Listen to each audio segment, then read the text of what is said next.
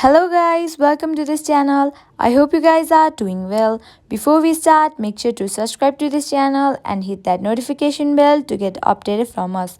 Today in this video, I'm going to teach you to select Language in Wikipedia app.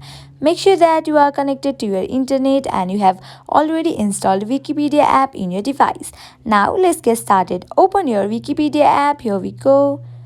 Now at the top right corner, you will be seeing the small circle which is settings. Tap on that.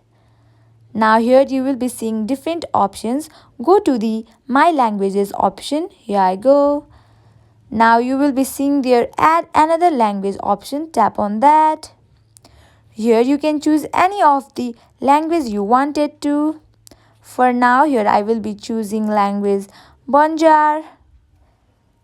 In this way, you can choose any of the language you wanted to choose in Wikipedia app. I hope this video will help you. At last, make sure to like, share and subscribe to this channel. Thank you.